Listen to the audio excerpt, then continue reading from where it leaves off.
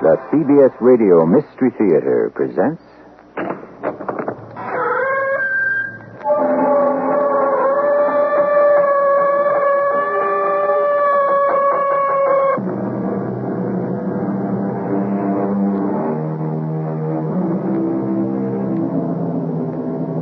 Come in. Welcome. I'm E.G. Marshall. When you join me, I can promise you an experience in suspense that can arise from many sources. Sometimes it is natural conflict, and at others the supernatural. We delve into the strange and the unusual. That is the shadowy world we explore, a world of minds and souls, slightly askew. What we're about to hear is an adaptation of a story written by Algernon Blackwood about a man shell-shocked in the First World War. A not uncommon experience, but dreadful for the victim. His name is Terry O'Reilly. Captain O'Reilly. Forgive me, officer. Oh, sorry. I didn't see you. This fog. Say, didn't we meet before? You were lost, and some woman came along? Yeah, the fog was so thick that... Officer... Say, you all right? Say, maybe you're the man we've been looking for. Captain O'Reilly? Yeah. Yes. The police want me?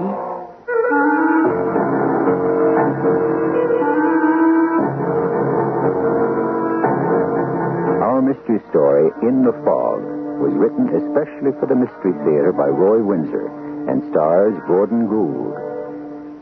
It is sponsored in part by Buick Motor Division and X-Lax. I'll be back shortly with Act One.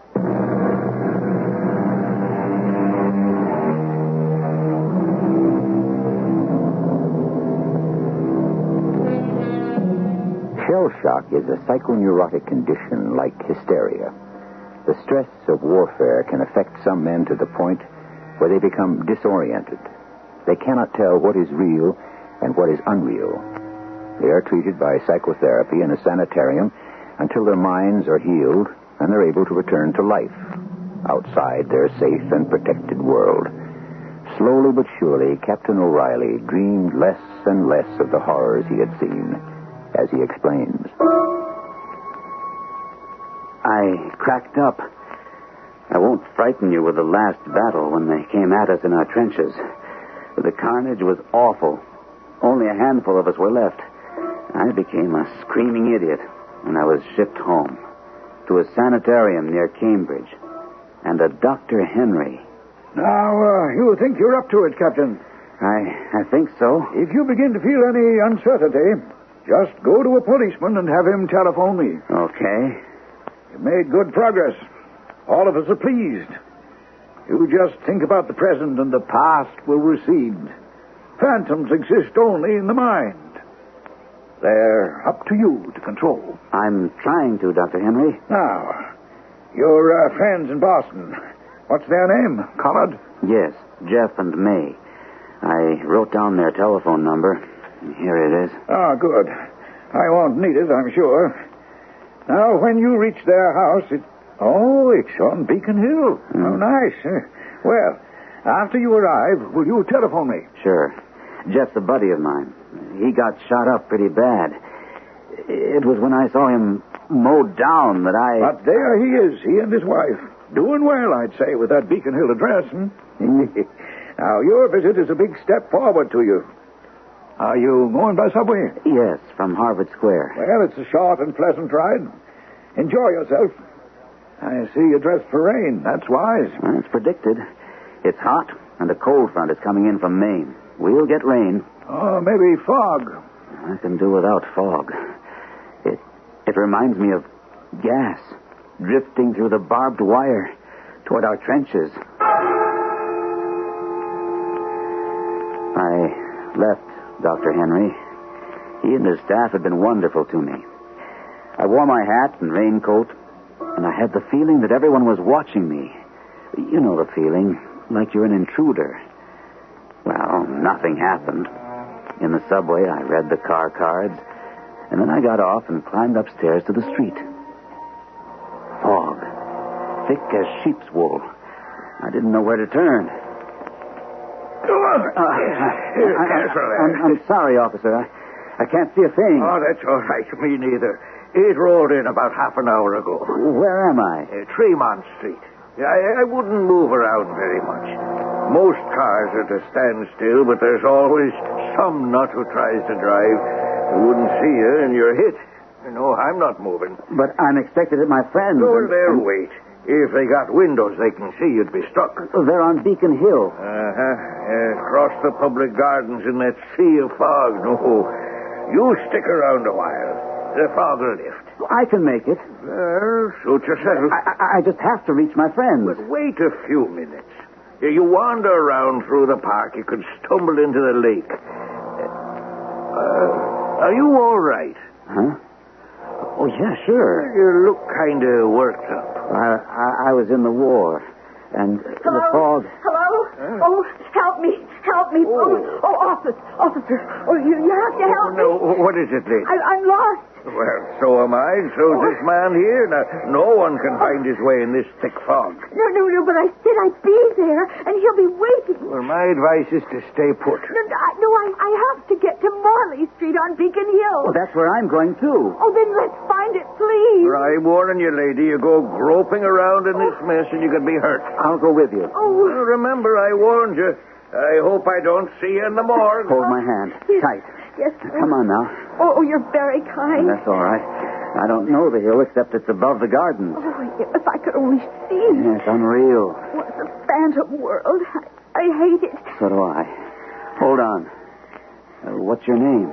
Oh, well, that's unimportant. I don't mean to be rude, but we'll never see each other again. Even in the fog, I can see how beautiful you are. Oh, well, thank you. Holding your hand does me good. You're real. I should think so. I mean, I'm Captain O'Reilly, Army, shipped out for shell shock. Oh, well, are you... should you be out? I mean, isn't there a sanitary... No, I'm fine. What did you mean? I'm real? Not an illusion. That's what I suffer from. Not knowing what's real and what isn't. Now you know. Sure. Oh. It's slow going, but if we stick to the path, we'll be all right. Your doctor said you could come into Boston alone? Sure. Dr. Henry. Hey, you're not afraid of me, are you? Oh, no. We're never dangerous, except maybe to ourselves. Like you reach for something you see, and it isn't there. That's why it's good to hold your hand. And don't be nervous. We'll find your house. Oh, but will I be in time?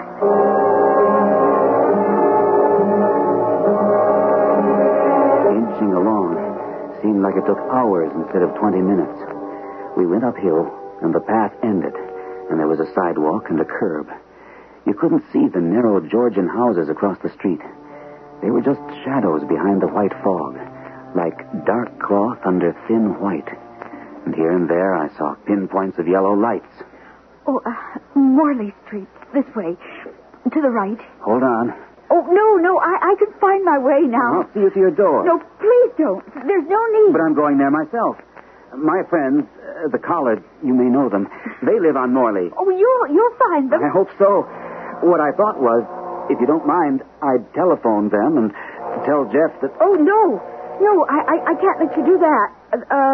The telephone service has been cut off. Oh? I'm leaving Boston tomorrow. We are, that is. Oh. And the house is closed. My number is 141. You can head me in the right direction. Oh, of course. I'm 99. Oh, there it is. Oh, thank heaven. Oh, I'm so late. Oh, please be there.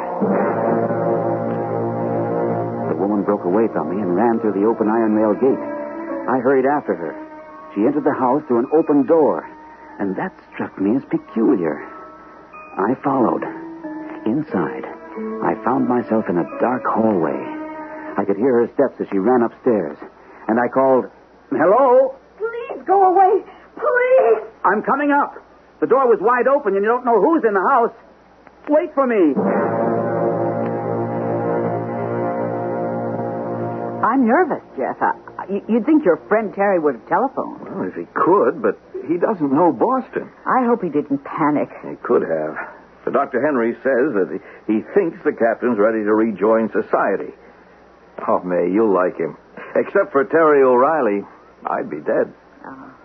Well, maybe we'd better telephone Dr. Henry and the police. No, let's give it a few more minutes. The fog seems to be lifting a little. I don't like to think of him wandering around out there lost. Oh, everyone out there's lost, darling. Nothing moves in fog this heavy, and that's really bad for Terry. You know, there's something spooky about fog. Even a normal person sees things in it. Ghosts, figures of the imagination. Well, I've got a funny feeling about your army buddy. What? Fog or no fog, he ought to have been here by now. He's over an hour late. Well, the number's on the desk by the phone. It's Dr. Henry's. I'm going out on the stoop. Maybe I'll see him stumbling along. Dr. Henry speaking. It's Mrs. Collard, Doctor. It's about Captain O'Reilly. He's an hour late, and I'm very... That's disturbing. The problem is the fog. The fog? Boston is socked in. Oh, well, then that relieves me. He must be waiting for it to lift. It's raining here in Cambridge. When the fog lifts, he'll turn up. But it's been an hour, Doctor. Now, don't you worry, Mrs. Collard. The captain knows what to do if he becomes confused. He has my number, and I've told him not to hesitate to speak to a policeman. You just sit tight. But don't you think we should notify the police? Well, yes, maybe that is a good idea. Tell you what, I'll do that, and I'll come in. Oh, you don't need to do No, that. that's all right. Captain's a special patient of mine. I'll be in as soon as I can get to your house. You know, this experience could be critical for him. He's well recovered, but being lost could terrify him and send him back into his world of phantoms again. It was very dark in the hallway. I felt along the wall and entered a parlor. There was a milky kind of light coming through the high windows, and I made out a candlestick. I was conscious of my heart beating hard, not from effort, but from the eerie house. I struck a match and lit the candlestick and started upstairs. Hello up there. Are you all right? Holy Toledo! Where are you? Answer me. I'm coming up. When the woman screamed, I froze. I knew something awful had happened. I took the stairs two at a time, the candle flickering in front of me. There were several closed doors in the hallway. I tried the one nearest the street. I opened it. The room was lived in. I went toward a bed. And then... murdered. Good Lord. Stabbed through the heart.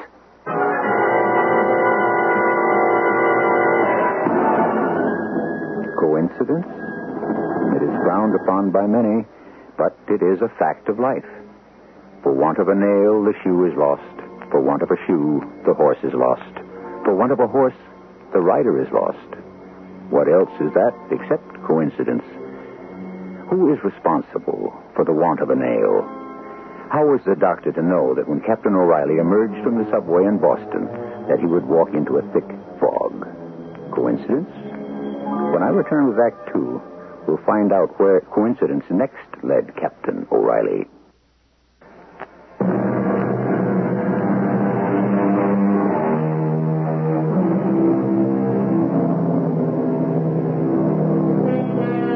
Coincidence is remarkable because of the lack of apparent connection between a group of events. That's how it seems. And why not? You meet someone you haven't seen for years. You may renew the relationship with good or bad results, and all because of an accidental meeting. When you look back on what followed, how can you explain it? An unexpected meeting, a coincidence. Well, Captain O'Reilly met a stranger, a woman as lost as he. When he followed her upstairs, he found her in a bedroom, murdered. To say I was shocked isn't strong enough. Almost without realizing it, I removed my hat. The dead woman was no illusion. This was real. Selfishly, I knew that this was good for me. I could distinguish between the real and the unreal. That gave me enough confidence to leave, and I left fast, running down the stairs. Then I heard a door closing. For a moment, I hesitated. Then I went outside into the fog. Hello there. Huh? Oh, hello. Don't be afraid. I'm a physician, Dr. Sprague. Oh? Is something the matter? Can I be of help? No. I'm lost. It's a little more than that, isn't it? You really are a doctor? Oh, yes, I live close by. Why don't you come with me until you calm down and get control of yourself? I'm late for my friends. 5 minutes won't make any difference. Your name? O'Reilly. Captain O'Reilly. I could telephone from your house, couldn't I? Of course.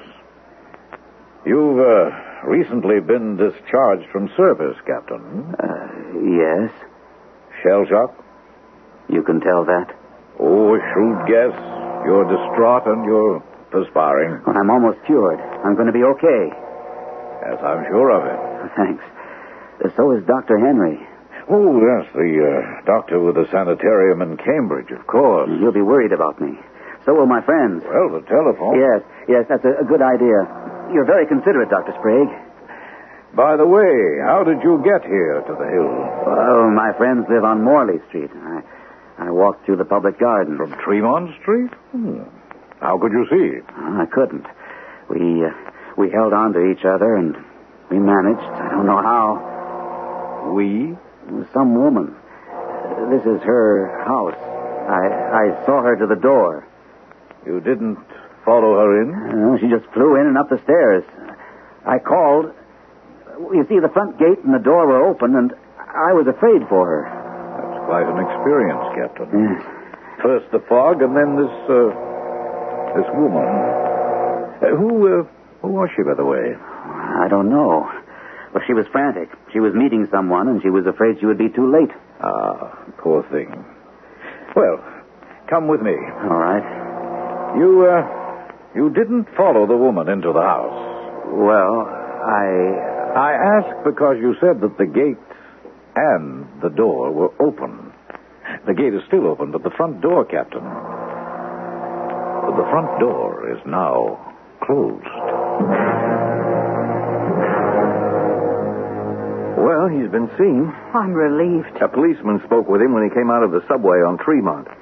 Terry seemed to be all right.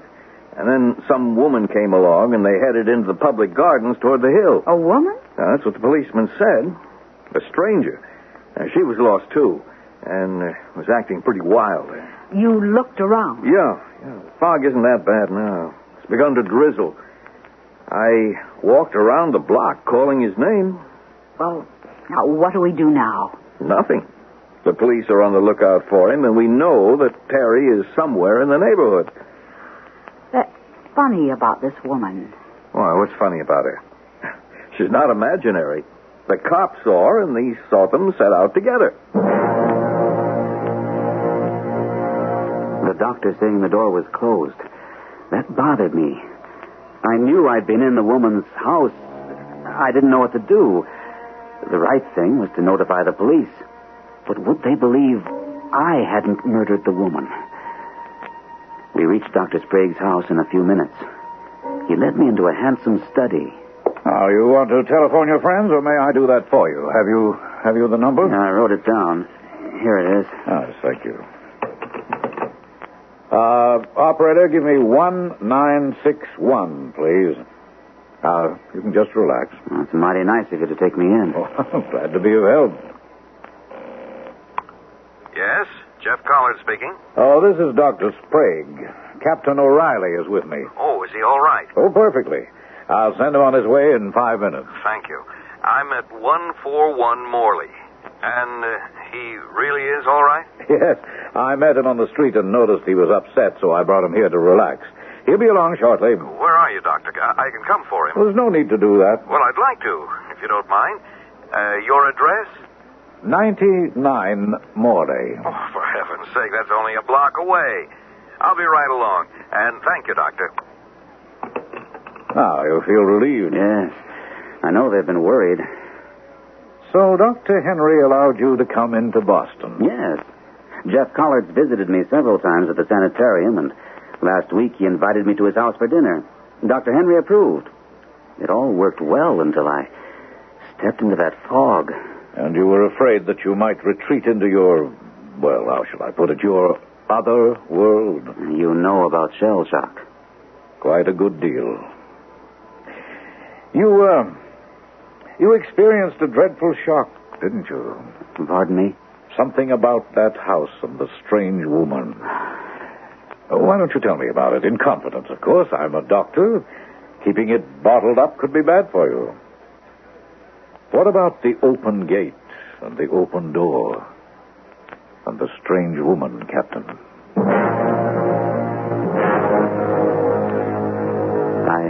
I told him everything.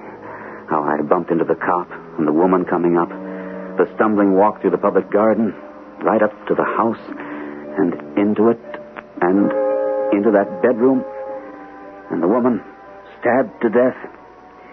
He listened intently.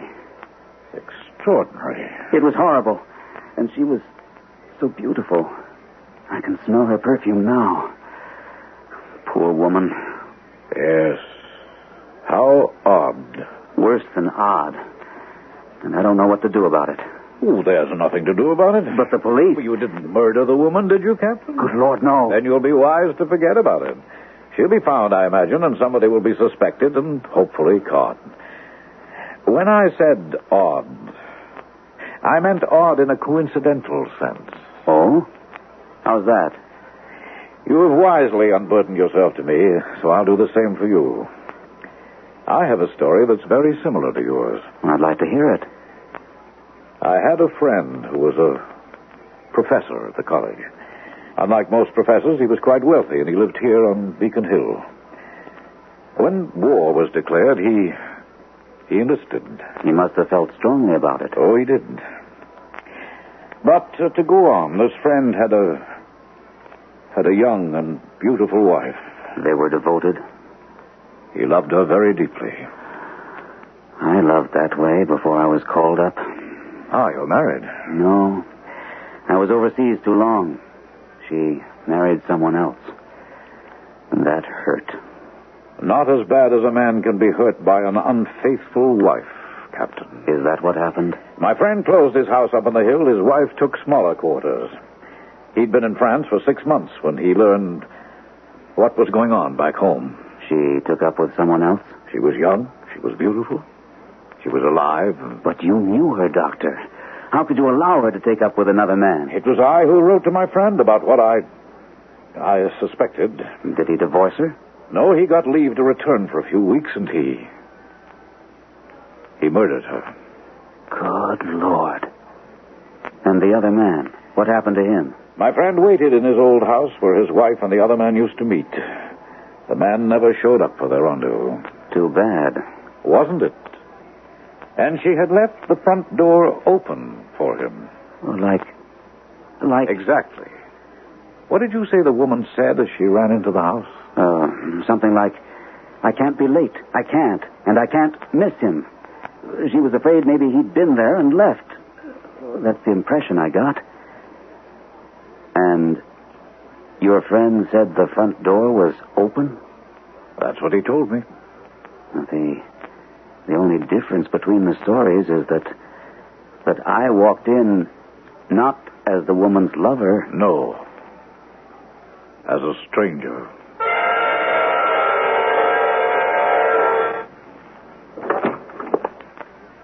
Did you bring him back, Jeff?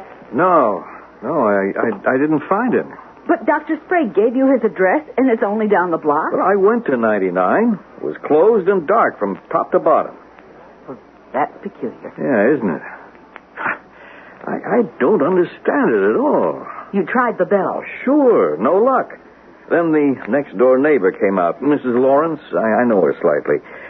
She said the house had been closed and the professor enlisted and that his wife had moved away. I asked if she knew a Dr. Sprague. She said she never heard of him. How funny. There's no doctor living in the block that she knows of.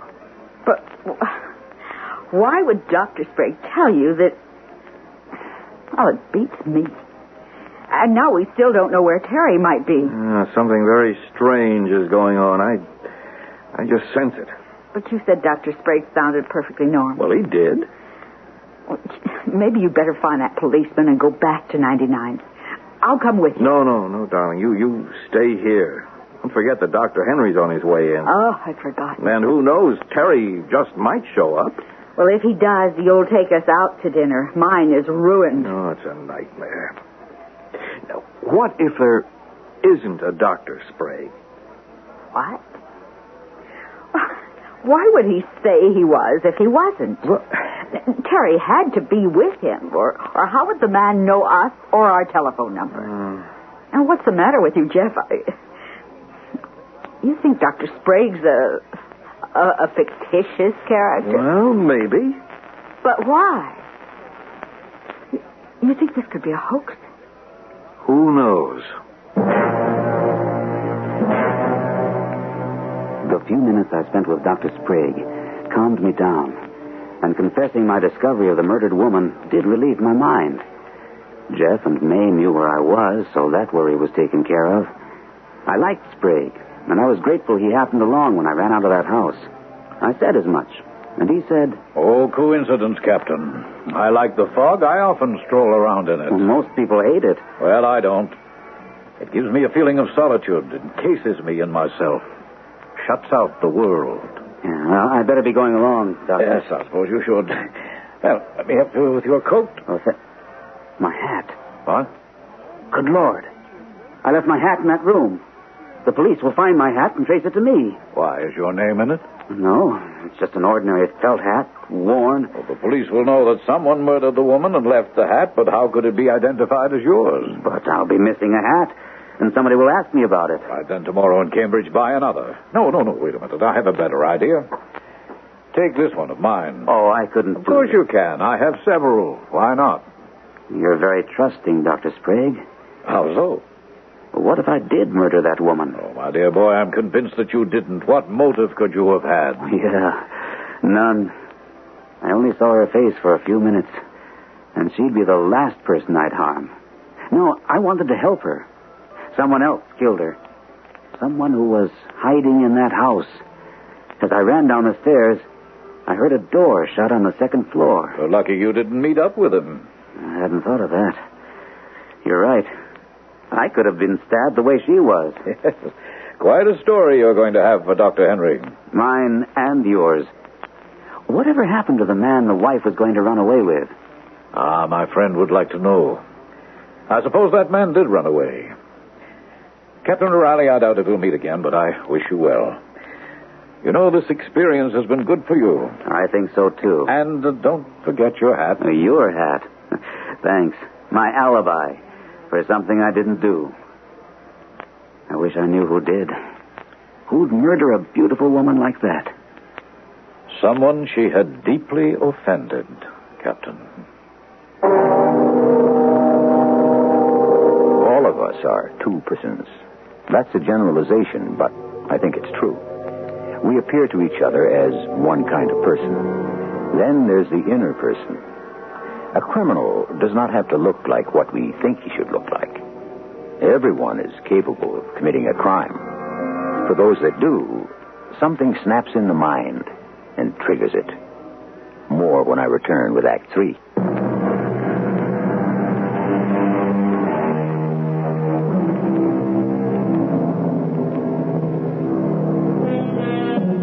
We have a victim of shell shock in the First World War, nicely recovering and about ready to return to normal life. Then fog leads him into an experience that would terrify a sane person. The fog is frightening in itself, but then there's the stranger, the nameless, beautiful woman, and the discovery in her closed-down house that she's been murdered. Despite what Captain O'Reilly has told us, can we overlook him as the killer? He could have committed murder. I thanked Dr. Sprague once more and put on my coat and his hat and stepped outside. It was raining now, and I could see where I was. He had told me which way to turn to reach Jeff Collard's house. So I went through his iron rail gate and turned to my left. and coming toward me was the policeman. Well, we keep on meeting. You are Captain O'Reilly, right? Yes. You got everyone in town looking for you. Oh, I'm sorry. Dr. Henry called on the police, and your friend's been out in the street calling your name. I've caused a lot of trouble. You're kind of special, Captain. Dr. Henry got a little worried that lost in the fog, you might have, lost your bearings. Well, I did. But Dr. Sprague took me in, and I'm okay now. Well, I'll walk you to your friends and telephone headquarters from there. Is that all right? Of course. The woman find your house? Oh, yes, I guess so. Why the guess? You were with her, weren't you? Well, through the public gardens. Then she thanked me and ran down the street. Oh, well, so she got home all right. I suppose so. I don't know. She was pretty tensed up. She was meeting someone. That's what she said. You remember what I told you over on Tremont? Now, if you'd listened to me and waited until the fog thinned out, you'd have saved yourself a lot of aggravation. Well, you're found, so we'll forget it. I beg your pardon. Yes. Am I near 141? I can't quite make out the numbers. Dr. Henry? Oh, yes. Oh, well, you must be Mrs. Collard. Yes, May Collard. Please come in. I'm so glad you came. Oh, hasn't Captain O'Reilly turned up? Come in. No, he hasn't arrived. But Dr. Sprague said Terry'd be along directly. Well, who's Dr. Sprague? Oh, just leave your coat and hat here in the hall. Oh, thank you, Miss Collard. Has something happened to the captain? No, not that we know of. My husband's wandering the block trying to find him. Dr. Sprague telephoned and told Jeff that Terry was all right. Jeff said he'd walk down to 99, Sprague's address, and walk Terry home. And? The house is closed tight and dark as a tomb. Why, that's strange. Captain O'Reilly's somewhere in this block with a Dr. Sprague who isn't at the address he gave. Yes. Now, what do you make of that? We're really terribly worried. Well, now, don't be. I have full confidence in the captain. But wandering through that fog, it was like a covering of snow. You couldn't see 5 feet. Well, how do you know he's here on Beacon Hill? From this Dr. Sprague. Uh-huh. Maybe I'd better telephone the police. I told them to watch for him, that I was coming into Boston. Maybe they have a report by now. It's hard to imagine walking through the public gardens if you can't see. May I use your telephone? Oh, of course, back there in Jeff's study. Now, don't worry. Unless he's had an accident, I'm sure he's all right. Oh, Jeff, any luck? I can't find that policeman. Who's happened? Oh, Dr. Henry? He's checking with the police. I give up. Let him come to us. I don't know where else to look. Mr. Collard. Oh, hello, Dr. Henry. There's no news yet, but everyone's got his eye open for the captain. Oh, hey. You must be May. Terry, thank goodness. Oh, buddy, hey, are we glad to see you. Come in. My friend, Sergeant. Oh, Mary, do you mind if I use your telephone, Mr. Collard? Well, come with me. Where did you find this big hulk? Coming down to Mr. Sprague's house. So, he exists, huh? Well, Captain? I apologize for causing all this trouble, Doctor. You've had quite a day, Captain. Wait until you hear. You seem to have borne up well. I think what happened to me today has got me cured. Fog can be terrifying. Not as terrifying as finding a woman murdered. Oh, no. What? You found her? Hey, what's going on? You look shocked, May. It's just relief that Terry showed up. Sergeant O'Malley, thank you. Sure. The alert's off, and I got a pat on the head from the chief. Good night, folks, and keep O'Reilly indoors. Well, what's going on here? Sit down, and I'll tell you what happened to me. It was horrible.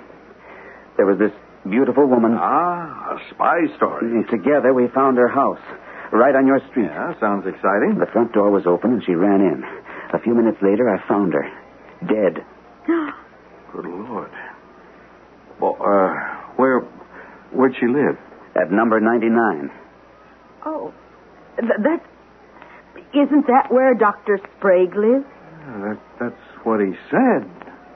But 99's closed. No one lives there. The owner enlisted and the wife moved away. Terry, you... I was in that house. I found the woman on the second floor, stabbed to death.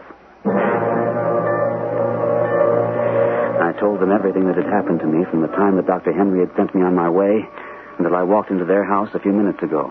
It's incredible, Terry. Pretty weird, May, but it happened. Now what do I do? Yeah.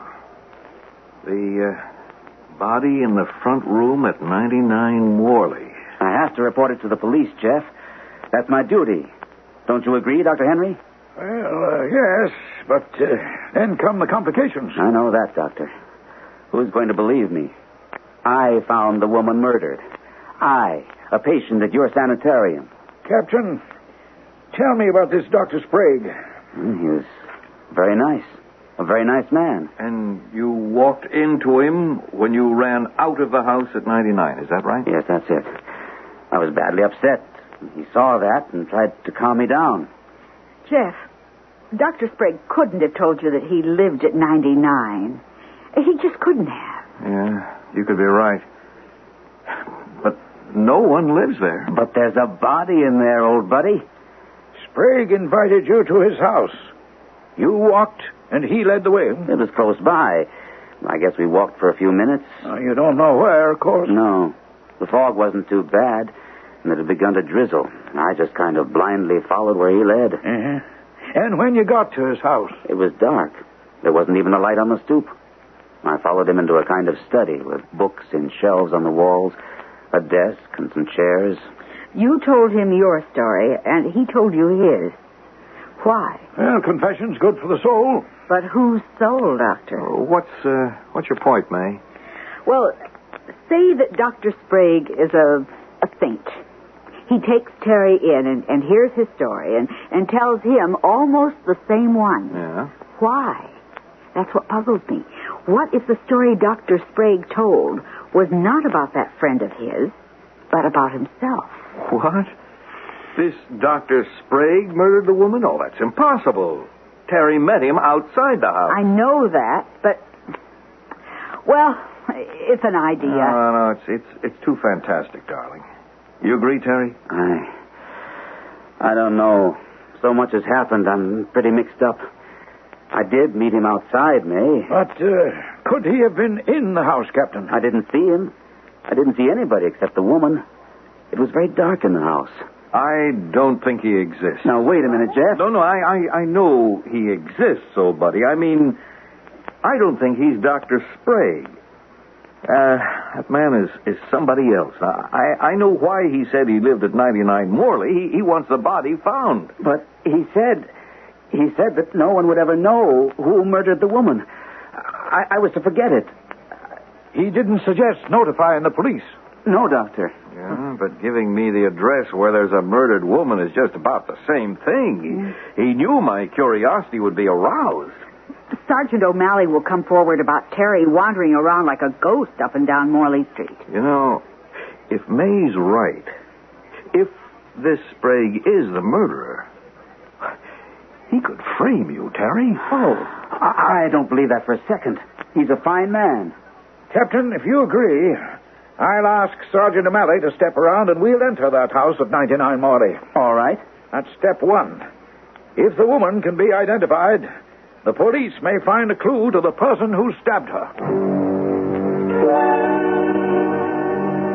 The next hour was a week long. I told my story to Sergeant O'Malley, and he and Jeff and Dr. Henry entered the woman's house. They found the body all right. An ambulance took it to the morgue. Dr. Henry vouched for me, and the police thanked me for reporting the murder. I was placed in the doctor's custody until an investigation was made. O'Malley left the Collards' house, and we sat down, pretty drained. You feel better now, Terry? Yes, Jeff. I'm glad it's over with. Now you have nothing to worry about, Captain. It took courage to tell the truth. Well, he's never been short on that, Doctor. You didn't have to tell us any of this, Terry. Why did you? You've let yourself in for a lot of questioning. Well, it may sound funny, but I fell in love with that woman. That may sound silly, I know, but she was beautiful, and she wore lovely perfume. And there's more to what happened tonight than I've told. Let me tell you 2 things. As I went up the stairs to the bedroom, I heard the door close. The woman or the murderer? Not the woman. She had screamed. So it was the murderer who closed the door. He did the same thing when I got to the bottom of the stairs and flew out. Well, why didn't you mention that to O'Malley? Because of something else. When I got to the street and bumped into Sprague, I didn't have my hat. I'd left it in the woman's bedroom. But there was no hat in the room when we were there. I left it there, Jeff. It couldn't just vanish. My gracious, if your hat had been found... Oh, you'd have been in for it, old buddy. That's hard evidence. But you were wearing a hat when you came in here, Captain. So I was. I told Sprague I'd left my hat on the woman's bed, and he said to forget it. And he offered me this one of his. Almost forced it on me. Just a moment. I'll show it to you. Here it is. So? Oh, it's just an ordinary hat. And Sprague's hat was the same size as the one you left behind? Exactly the same size. And do you know why? Because this is my very own hat.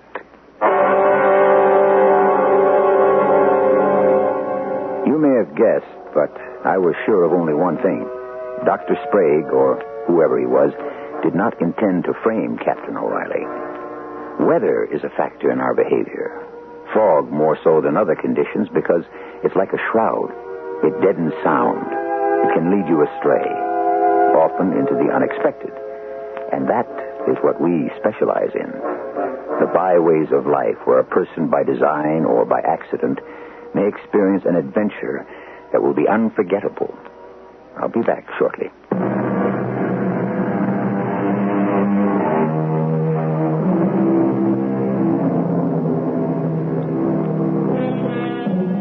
In the beginning, I spoke about coincidence.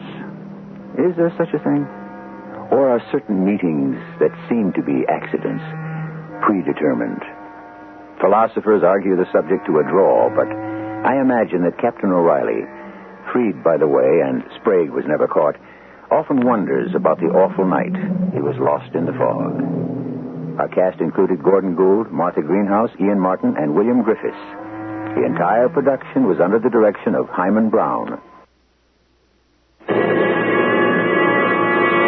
And now, a preview of our next tale. Why wasn't I on this morning of all mornings? Why? It's a miracle, darling. It's a miracle. Of course, it's a miracle. But that doesn't answer the question. Why was I saved? 5 people are dead. The 3 in the plane, Mr. Fieldings, and a woman named Mrs. Jane Gray. Why was I saved? The people in the plane died because their aircraft underwent some malfunction. Mr. Fieldings and Mrs. Gray, they just happened to be there. I should have been there, too. Why wasn't I? Why was I saved? Because Dick Harrison called you at exactly 8 a.m., the split second you were about to leave. Radio Mystery Theater was sponsored in part by Buick Motor Division. This is E.G. Marshall inviting you to return to our Mystery Theater for another adventure in the macabre. Until next time, pleasant dreams.